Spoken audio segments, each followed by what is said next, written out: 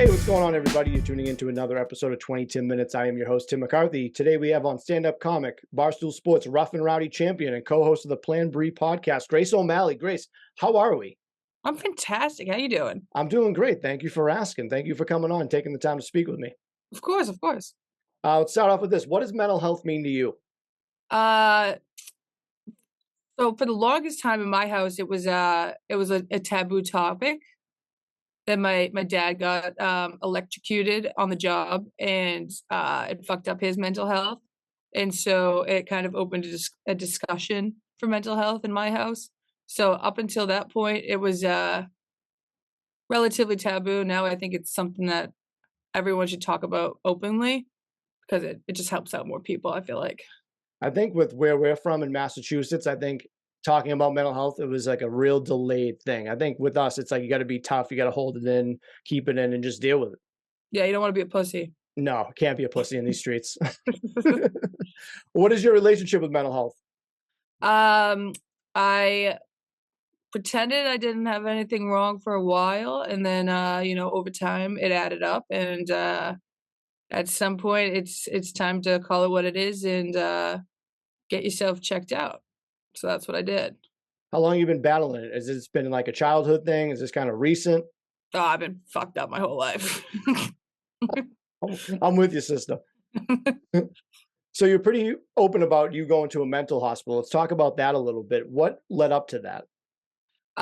So I live in New York, and with my job, it's life goes pretty fast. Things are happening all the time, and I'd catch myself just crashing and burning, and that has a lot to do with I like to party as well. But partying aside, I took like a month off to do the Rough and Rowdy thing, and I found myself just like still sad, which I thought like drinking and partying would like if I stopped doing that, I'd be so stoked and happy, and Yeah. that just wasn't the case. So once I realized like it's not the party and it's actually something more than that, is when I kind of jumped into getting some help. Right. Was there like one instance or was it all multiple thing? Was it a possible trigger? Oh, it's just every couple months, it's just it's bad, gets Yeah. real bad. So I'd catch myself on my friend's couch getting nurtured back to life, and it's just like that's no way to live. So. Yeah. How good is it to have a support system around you though? Oh, it's huge. I mean, if I didn't have my family and my best friend, I'd be fucked. Yeah. It's very tough out there. It's very tough to do things on your own. So a support system is very good to have. And that's really Mm, good that you have one for you. yeah. What was it like in the hospital? Can you like go through it a little bit, like what the steps you had to go to get there, just so somebody can paint a picture with it? So my mom came and picked me up. My friend called my mom and was like, "I think it's time your mom comes and gets you." So she came and picked me up in New York. We went back to my house in Massachusetts. I spent one day there, and we were talking about like maybe going to get myself checked in or something. And after the day, I was like, I think it's time. So my mom and my sister drove me to the hospital. You have to go into the emergency room and tell them like you're fucking suicidal or whatever. And then you kind of go through like this whole process of like uh getting admitted and then waiting to get to a mental institution. I'm not really sure what you're supposed to call Yeah. How it. long were you waiting for? I was there overnight. My mom's my rock, my hero. She slept in a cot next to me in the mental unit. So we were both in it together for the night. That's And then awesome. in the morning, they came and got me, told me I was going to McLean Hospital. Yep. And it was so weird. They had to wheelchair me out in my little like crazy person outfit, and they put me in the back of a minivan. I'm just sitting in the friggin' wheelchair, just like freezing because I didn't have my jacket, and my mom's like waving bye, and I'm like, what the hell is going on here? Yeah. What did And you then expect going into it? um I don't know. As soon as I got there, I realized it wasn't really for me personally. Yeah. I probably should have done some outpatient treatment, but it just takes so long to find what you need in all this jazz. So I thought that was my best and easiest way to get medicated is which I thought I needed for sure. But when I got there and it was the weekend, so when you're in there and it's the weekend, there's nothing to do but color, and that made me go crazier. And I don't like coloring or puzzles or chatting it up small talk style. So Yeah. it was my own personal hell. I kept trying to find like a nurse that could like get it, because some of them were talking to me like a baby, and then I'd find like a girl like my age, and I'm like, I'm not like crazy, but like what the hell's going on in here? So So, what did you expect to get out of it, you think? Like, what were you looking for? You just looking at like, what did you think was gonna happen? You just gonna get prescribed meds? Were you gonna go through therapy? Like, what did you think was gonna happen? I thought it was I thought my whole thing about it was I thought I was gonna go see a therapist and then they'd do medication. But as soon as I got there, well, as soon as I got there, it was coloring time. After coloring time, Monday rolled around and I got to meet with like I got to meet with a doctor, and a social worker, and I'm like, "Oh, therapist must be off today." But they don't have a therapist in short-term units, so I was like, "Ah, this is probably not great." And the first question they asked me was, "What do you wanna go on?" I'm like, "I don't know what the fuck I wanna go on. Aren't you supposed to tell me?" Yeah. So that wasn't the best. I always heard like McLean was like a good spot, but it didn't seem like you had a great time. I mean, Selena Gomez went there. I thought it was gonna be sick, It would but have been. it was not sick. How was the food? Ass. They let you do Uber Eats, so that was huge. Oh, that's pretty good. That's pretty good. Yeah. Now, would you, if you had a problem again, would you try to go back and do it that way, or are you into steps right now to get in therapy, or are you kind of just freebasing right now?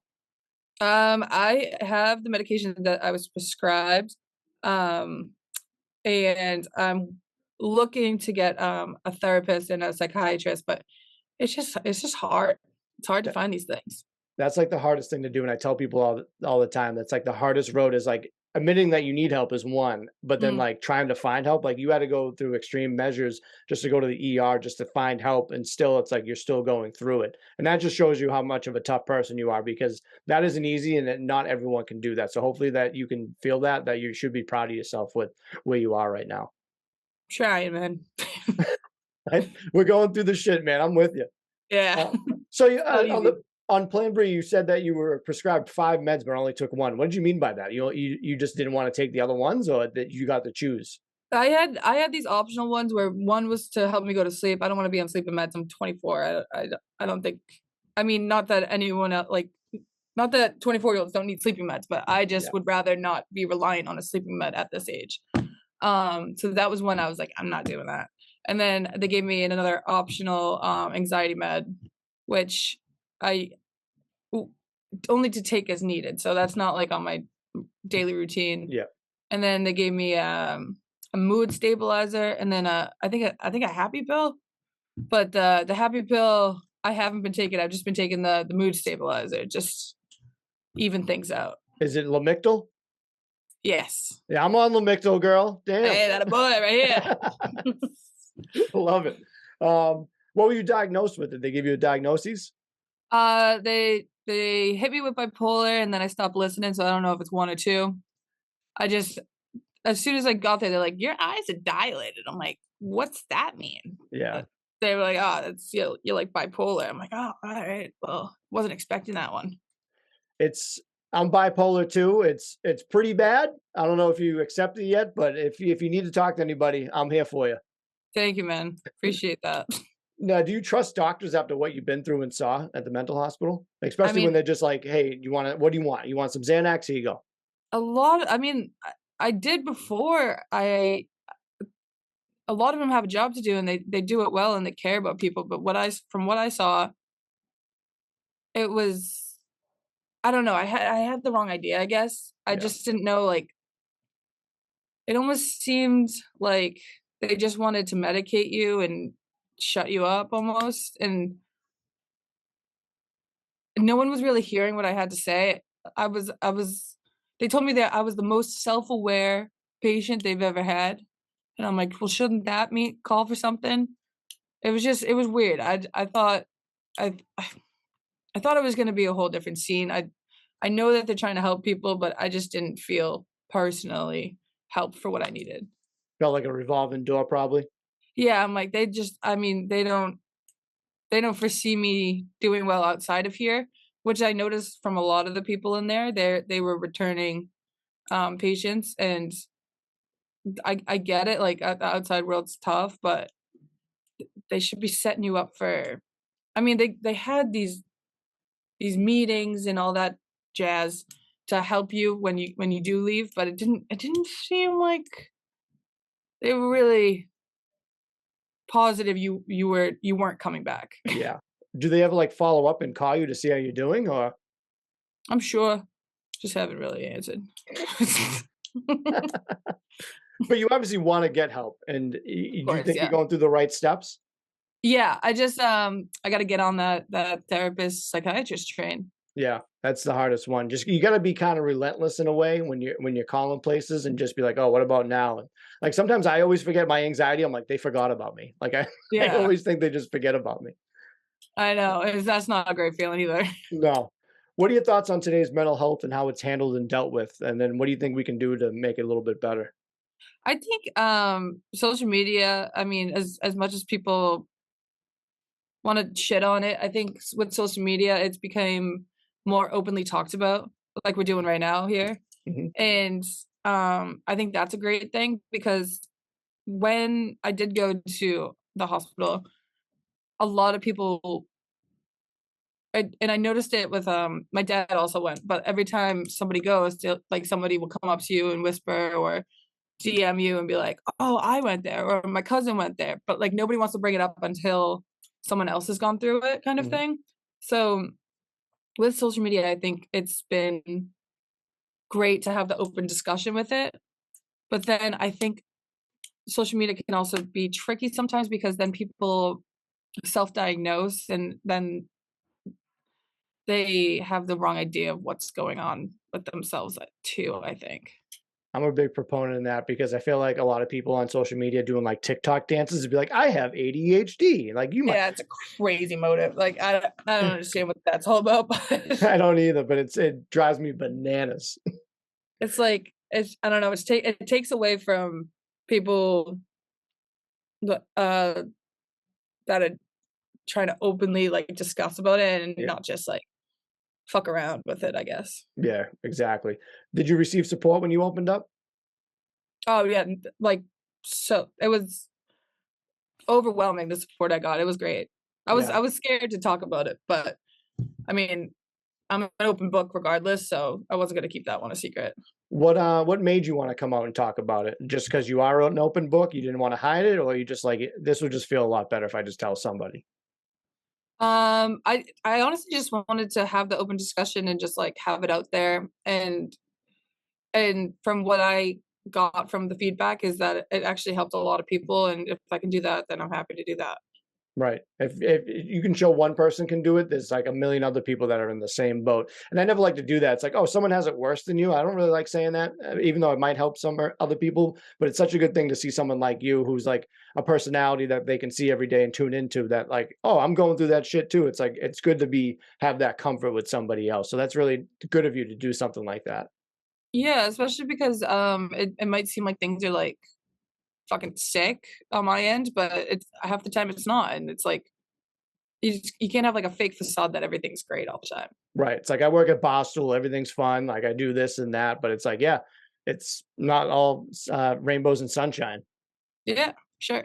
Do you think partying is a big problem when it comes to people's mental health? Like I know you said you like to party, but do you think that's like some sort of a negative for some people? The way I potty, probably, yeah, sure. I mean, I live in New York, and we never sleep. And you're We 24 too. Like you still Yeah, know I what mean, prime is. there's stuff to do Monday, Tuesday, Wednesday, Thursday, Friday, Saturday, Sunday, so it's like it's hard it's easy to get wrapped into it, it's hard to say no, Yeah, I can so see that. It really goes to show you never know what people are going through. You win your rough and rowdy match and seem super happy. Then weeks later, you're in a mental hospital. What is it like holding that all in? And did you use that fuel for your fight as well? Um, see, it was the after the fact thing of the it wasn't the fight itself, it was, just, like, a bunch of things adding up after the fact, like, I thought after I won that fight, I thought I was gonna feel, like, fantastic, Yeah. and I got out of the rang and I had a panic attack. I've never had a panic attack before. And I like couldn't breathe, talk. I felt like I was gonna faint. It was really crazy. I ran into I couldn't run out because the main event was coming out. So I was just like standing there having a panic attack. Everyone's trying to like hype me up. And I was like, Yeah. I was having a panic attack. So then it was a really cool thing that my friend did for me because I won. He got us like one of those water planes that like land in the Hudson River to go home that next day. Oh, that's And sick. I like that's like a really sick thing. And the whole time I was like, this is supposed to be so sick. I'm supposed to be having so much fun, but I couldn't stop crying. So that's like when I knew like it's like everything couldn't have been better, but I was still so very sad. So that was like a dead giveaway. Yeah. And did anyone know, or you just still held it in? Um, I just kind of held it in until the inevitable crash, Mhm. partied it out a little more, and then I was like, yeah, this is not getting better. So that's when I had to call in mama reinforcements. Yeah. Mama always knows best. She does. So you've been doing stand-up comedy. Do you use a lot of dark humor in your stand-up comedy, like your mental health issues? Yeah, so I just started back up with that. I had my first show on Friday, and a lot of my jokes were the mental health jokes, going to the mental hospital. I mean, like one of my jokes was um a real story that happened, like when me, my sister, and my mom were in the car heading to the hospital. It was dead silent. And like, what do you say? What do you talk about? So my sister was like, "Oh, let's toss on the radio." She tossed on the radio, and it was Johnny Cash. I hurt myself Oh today. no. So yeah, it's brutal. And then I just like made a bit out of changing the stations and seeing a Nike sign that says just do it. And Yep. Or the hang in there cat. yeah.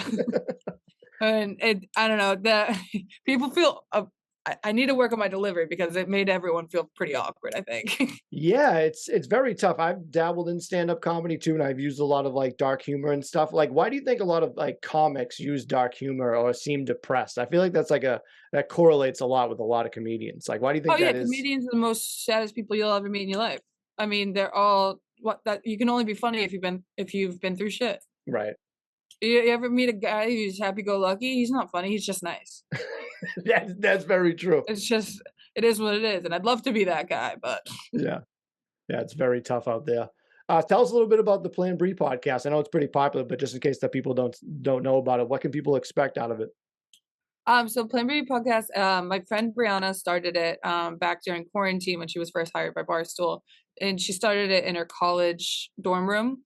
And for the longest time, it was her interviewing TikTokers as TikTok started to grow. And she moved to New York, asked me to move with her, and it took about a year to get my foot in the door here. And eventually, I was invited to be a co-host on after pretending to be a producer for the year I was here. And no, so now it's pretty much on Mondays we have Tuesday and Thursday episodes. On Tuesdays we kind of just shoot the shit, recap the weekend. We're always doing some crazy shit, so people like to listen in on that, and it's just like banter, good laughs. And then on Thursdays we've decided to start being a little more serious and having a topic each week. So we've talked about mental health, we've talked about what it's like growing up in your 20s, like adapting. And it's just honestly it's a mix of good laughs and some serious topics. I will say this. I was 24 once. I'm 37 now. Fucking enjoy those years because Yeah, they fly by. One day I I just know. woke up and I was like, what the fuck happened to my life? It's like crazy. Yeah, I'm starting to enjoy get it. hungover. Yeah, it takes me like 3 to 5 business days just to get like a recovery. Yeah, Oh, Jesus. tough. What does self-care look like for you? I think honestly just like doing little shit to like make yourself feel better is like you find yourself in a bad we talked about this actually on the podcast recently. It's like you find yourself having a shitty day, it's hard to turn that around.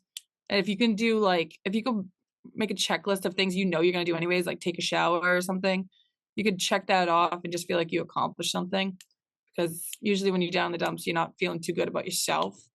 And if you can consider something accomplished that you've done yourself, then I think that's a good way to look at things.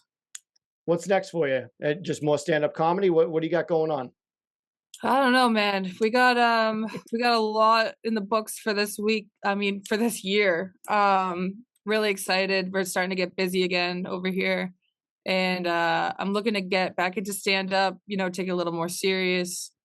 I was bombed at my last show, so I'd like to maybe do a sober set. That could be kind of cool. Oh, you were bombed. You didn't bomb. Oh, I bombed because I was bombed, but that's a whole other The story. double bomb. A double bomb.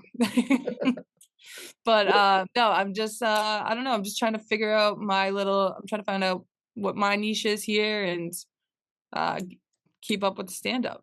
Seems like you'll find it. You seem like you're on the right road.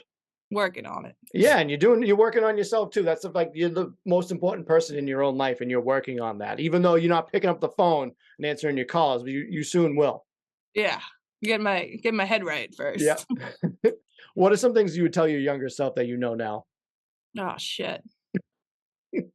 Oh, this is I mean, this is so cliche, but I Yeah. mean, it doesn't matter what the fuck people think about you. It's like as soon as you realize that it doesn't matter. It seriously doesn't matter. It doesn't matter what anyone thinks of you. And if I could tell my younger self that, I'd I'd be in Hollywood by now. I'd probably Yeah. be Oscar winning. I that's like the biggest lie I told myself is like I don't care what other people think, but deep down I did. Did you have that too? Oh, I still do that. I mean, I tell myself every day that I don't care, but then I get that one shitty comment, and I'm like, "Ah, you motherfucker!" Yeah, Like, I'm the same way, and I'm gonna I'm hone in on that for the rest of the day. yeah, and I'm petty as shit. I'm like Tom Petty. Like I have to write something back and everything, so like I even get more fired up. I'm like, God damn it! I know you gotta just let him. You can't let him win. That's how you let him win. I You know. do It's it. you just like now I just kind of delete them. I feel like that's kind of a cop out too. Like I feel like you just have to leave it. I like my new favorite thing is just shitting on them. You just like pick them apart. If you're gonna pick me apart, I'm gonna ruin your life. Yeah, yeah, and you Well, gotta this have was thick one skin. kid. He called me ugly. I get it like 15 times a day, but this guy just called me ugly, all the shit. And so I found his mother's Instagram, his grandmother's Facebook, his sister's Facebook, and I DM'd all of them, and I said, your son, your brother, and your grandson's all a piece of shit." He was pissed. Yeah, I can imagine. You're not an ugly person, Grace. You're a very beautiful person. Thank you. Made my inside. What are some words of wisdom you'd give somebody that's going through the shit right now? Um, that it's another cliche, but it's like It's fine. it'll be over at some point. Not now, maybe not in the near future, but it will be over. You know? Yeah. No, it's true. It is cliche, but it is true. Yeah. All right, let's end with this a little bit. You came out to Rough and Rowdy. I don't know what song you came out to, but what is your personal theme song? Like your name gets called. What song is playing for you? Yeah. Like what's your go-to jam? Like I run do. through a I brick I wall. really like Eddie Murphy's "My Girl Wants to Party Party All all the the Time." time, party I all the mean, he's the only comedian who had a hit, a like an bop. actual a bop, and that song is a banger. Yeah, it really is. That's a really good one. I like that all the time. It's like because you do potty all the time, and Yeah, you're a comic, and yeah. you just badass, so it works It's like out. the perfect double. That might be one of the best answers I've gotten on this show. Oh, thank you. Appreciate that. Now where can everyone find you on the internets? I tried to keep all the usernames the same, but there's this bitch teacher on Twitter that won't let me have it. But Ooh, everything, most of them are Grace K O'Malley, except for Twitter, which is Grace __ O'Malley. those And damn underscores. PlanBri Uncut podcast. You can find it on Spotify and Apple, Fantastic. and anywhere else you can find a podcast, and YouTube. Yeah, you can find it's easy to find somebody. Just Google their name, type in some keywords, and that's how you find them. That's Yeah, what I do. I tell people that all the time. Just use the keywords. easy peasy. All right, let's end with this. What are three things that you're grateful for today? Um, my family, my friends, and my job. That was quick, to the point, and perfect. I know. I mean, I wish I could come up with something like Those are my big three. Hey, that's the big three. That's all we need in life. What are yours? Oh, wow. No one's ever asked me that. What the hell? Oh, man. Okay. So I did this today on my episode. So my first one, they're out of the box sometimes because I make them out of the box. Today is my teeth. I got my teeth cleaned today and they look Hell pretty yeah. good. You like that? Oh, They got- it's sparkly. And I'm thankful for my truck because my truck never fails me. I have a Tacoma, and every time I bring it to the mechanic, he goes, "There's nothing wrong with your truck," and I'm like, "Fuck yeah!" And then number three is just my mom. My Oh. mom's the best. a Moms gift. know best. That's where I get everything from. My mom's crazier than I am. My mom is my boy. Yeah. Hey, my mom actually lives in Rockland, so they Oh, no might shit. know. They might know each other. That's funny. That is wicked funny. Grace O'Malley, thank you so much for coming on to 2010 Minutes. This has been a real pleasure. And I thank you for taking the time out of your busy schedule. Thank you for having me. This is a great podcast. Appreciate Thank it. you. That's another episode of 2010 Minutes. Let's break the stigma by cracking a smile. I will see you guys soon.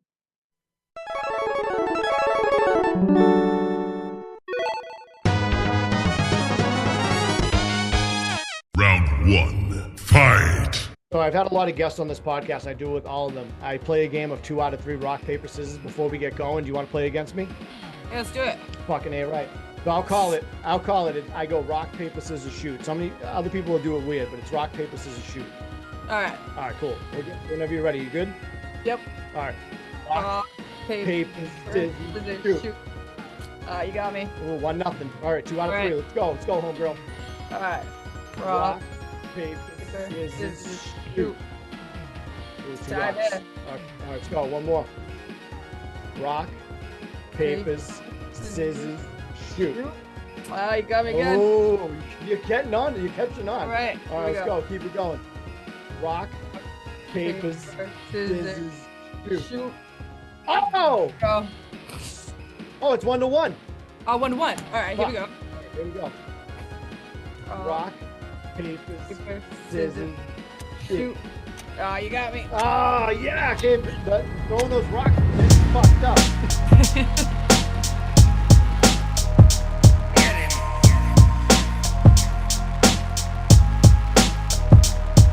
You can kiss my ass!